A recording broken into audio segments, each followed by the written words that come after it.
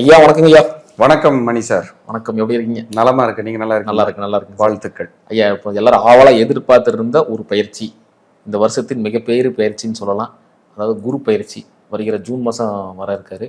So அதை பற்றி நீங்கள் கொஞ்சம் சொல்லுங்கள் ஐயா. இப்போ நம்ம பார்க்கக்கூடிய ராசி ஒரு விடுவு காலத்துக்காக ரொம்ப ஏங்கிட்டு இருந்த ஒரு ராசின்னு சொல்லலாம். இந்த குரு பயிற்சி இவங்களுக்கு ரொம்ப புனிதமாக இருக்கும்னு நம்பிக்கிட்டு இருக்கிறாங்க. அது உண்மையா அப்படிங்கிறது நீங்கள் சொல்லுங்கள். ஏன்னா மிகப்பெரிய ஒரு ராசி கடக ராசி. அருமை.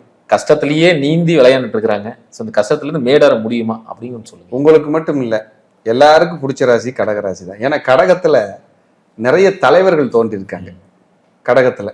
அப்ப கடக ராசிக்காரங்களுக்கு ஒவ்வொரு தலைவர்கள் ஒவ்வொருத்தரும் பிடிக்குமா இல்லையா? அப்ப எல்லாத்துக்குமே அந்த கடகம் பிடிக்குங்கிறத உண்மை.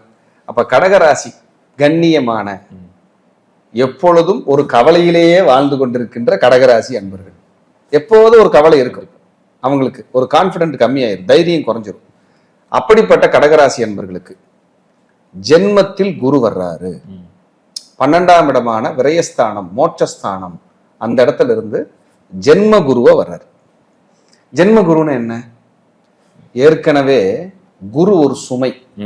எப்படி ஒரு சுமை? பூமி ஒரு சின்ன பூமி பந்து, இதை விட 350 மடங்கு பெரிய கிரகமாமா.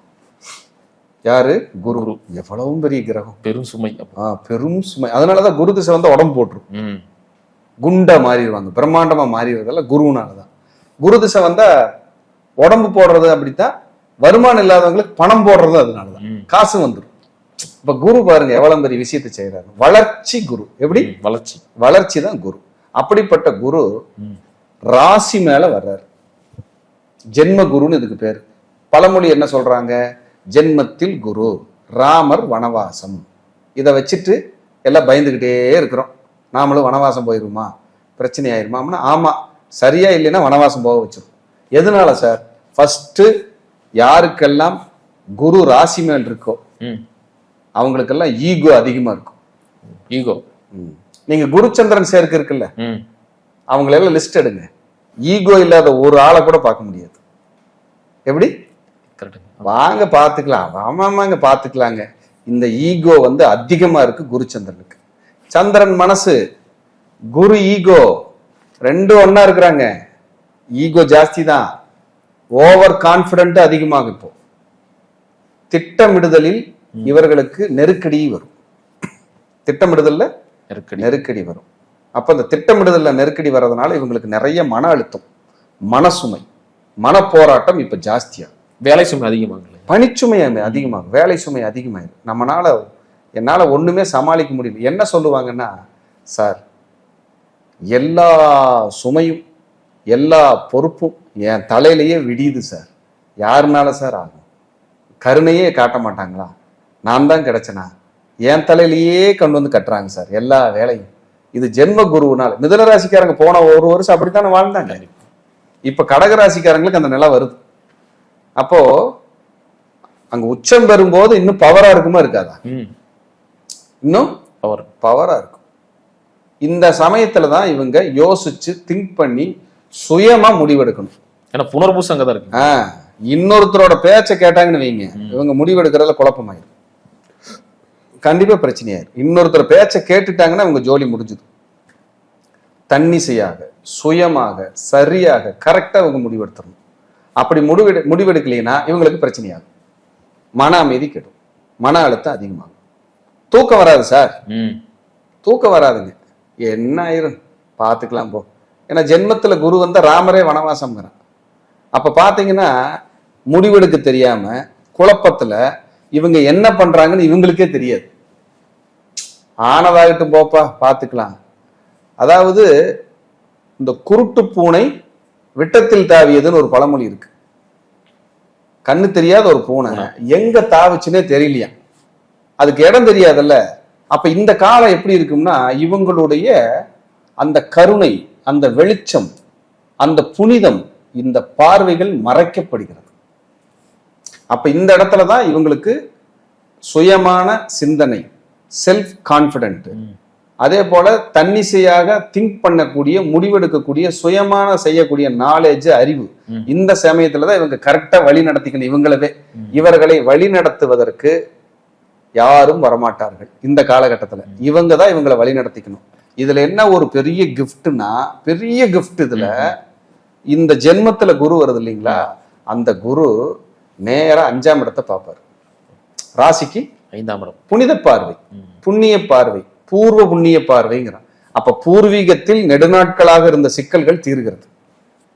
பூர்வீகத்தில் அப்ப இவங்க என்ன பண்ணுவாங்க, ஜென்ம ராகுவா இருக்கும்போது பூர்வீகத்துல சிக்கல் தீர்றதுக்கு குரு பர்மிட் பண்றாரா, சரி வாங்க பேசி தீர்த்துக்கலாம்னு கூப்பிடுவாங்க. இவங்க ஈகோ என்ன பண்ணும், அப்படியெல்லாம் வரமாட்டேன், நான் வழக்கே பாத்துக்கிறேன்பாங்க.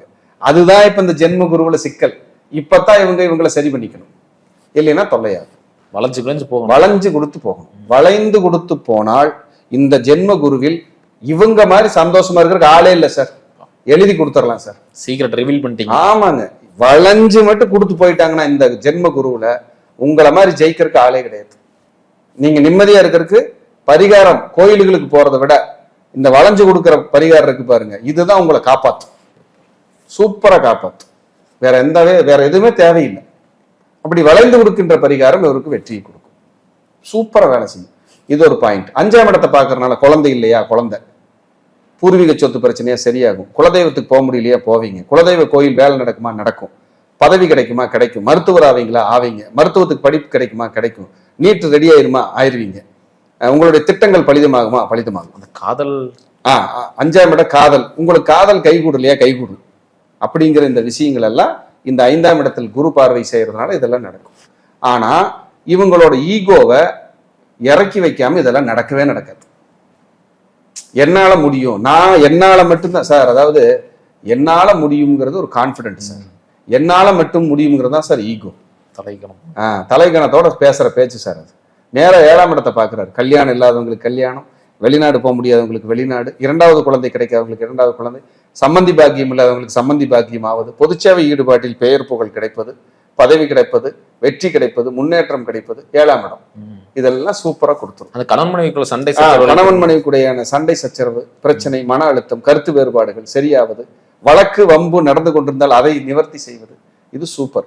அற்புதமான இடமான 9ஆம் இடத்தை பாக்குறாரு சார். கடகராசி 9ஆம் இடம்ங்கிறது குட், அற்புதமான இடம். அவர் வீட்டையே பாக்குறாரு. ஆமா, புனிதமான இடம், பெரிய புனிதம் சார். அப்புறம் ஆரம்பத்திலே சொன்ன மாதிரி தான், டெய்லி கங்கையில குளிக்கிற மாதிரி. அந்த 9ஆம் இடத்தை பாக்குறாரு. தந்தையினுடைய கருத்து வேறுபாடு சரியாகும், பதவி கிடைக்கும், அரசியலில் ரெகக்னைஸ் கிடைக்கும், அரசியலில் முன்னேற்றம் கிடைக்கும், வாழ்க்கையில் வளர்ச்சி கிடைக்கும். அதே போல மருத்துவம், ஆன்மீகம், ஜோதிடம், சாஸ்திரம், கோயில் கட்டுறது, ஆலய திருப்பணி, வெளியூர் பயணம், தூரதேச பயணம், ஆன்மீக தூரதேச பயணம், இதெல்லாம் பக்காவா வேலை செய்யும் சார். 9ஆம் இடத்தை பாக்குறாரு சார், சூப்பரா வேலை செய்யும் சார். 9ஆம் இடம்ங்கிறது பிஹெச்டி படிக்கிறது சார். பிஹெச்டி படிக்கிறவங்களுக்கு படிக்க வைக்கும் சார். 9ஆம் இடம்ங்கிறது வெளிநாடு போய் படிக்கிறது சார். வெளிநாடு போய் நீங்க படிக்கிறதுக்கு உங்களுக்கு அனுகிரகம் கிடைச்சாலும் நீங்க போய் படிக்கலாம் சார். அதுக்கு அனுகிரகம் உண்டு சார், அதுக்கு அனுகிரகத்தை கொடுத்துருவான் சார். ஆனா இந்த 5, 7, 9 எல்லாம் பார்த்தா கூட அந்த ஜென்ம குரு என்ன பண்ணும்னா, நான் ஏற்கனவே சொன்னதா மறுபடியும் சொல்ல போறேன், ஈகோவை கிரியேட் பண்ணி வளைஞ்சு கொடுக்க முடியாத சூழ்நிலை இவங்களுக்குள்ளே ஏற்படுத்திக்கிட்டு எங்கேயுமே இறங்கி போக முடியாதனால எல்லா வாய்ப்புகளையும் கை நலவை போக செய்து ஆப்பர்ச்சுனிட்டியை மிஸ் பண்ணி நிராயுத மணியை நிக்கிறதுக்கு அந்த ஜென்ம குரு காரணகர்த்தாவா மாறுவார். அப்ப அந்த காலகட்டத்துல மட்டும் நீங்க உங்க வேலையை பார்த்துட்டு வளைஞ்சு கொடுத்து போய் கரெக்டான முடிவு, கரெக்டான டிசிஷன் மேக்கிங் எடுத்தீங்கன்னா உங்களை இந்த ஜென்ம குரு 200 மடங்கு வாழ வைப்பார். அதாவது அகலக்கால் வைக்க வேண்டாம், அகலக்கால் வைக்கக்கூடாது, அகலக்கால் வைக்கக்கூடாது. சார் எனக்கு ஏதாவது ஒரு நல்ல பரிகாரம், ஒன்றும் இல்லை, நேரா திருச்செந்தூர் ஓடிருங்க.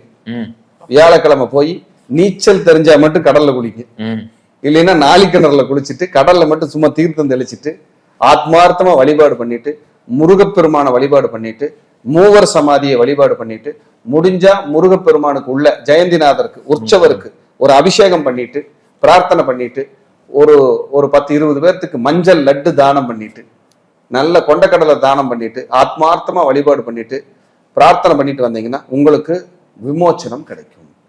இப்படி ஒண்ணு பண்ணலாம். இந்த காலகட்டத்துல ஜென்ம குருவா இருக்கிறவங்களுக்கு அவங்க பிரச்சனை தீரணும்னா முதல் கோயில் குலதெய்வ கோயில். முடிஞ்ச அளவுக்கு இந்த 1 வருட காலத்துல குலதெய்வத்துக்கு பக்கமா இருந்தா ஒரு 10 தடவையாவது போயிருங்க, தூரமா இருந்தா 2 தடவையாவது போயிட்டு வந்துருங்க. போயிட்டு வந்துட்டீங்கன்னா உங்களுக்கு இந்த ஜென்ம குருவால் ஏற்படக்கூடிய மன அழுத்தம், ஈகோ, தலைகணம், நெருக்கடி, தூக்கமின்மை, ஓவர் ஸ்ட்ரெஸ், பிரச்சனை, நிம்மதியின்மை, இழப்புகள் எல்லாத்தையும் சரிகட்டி ஒரு ஆகச்சிறந்த ஒரு அற்புதமான வாழ்க்கை வாழ இந்த குரு உங்களுக்கு எப்பொழுதும் உதவி செய்வார் என்பதை சொல்லி மீண்டும் ஒரு நல்ல பதிவிலை சந்திக்கிறேன். நன்றி, வணக்கம், வாழ்க வளர்க. நன்றிங்க.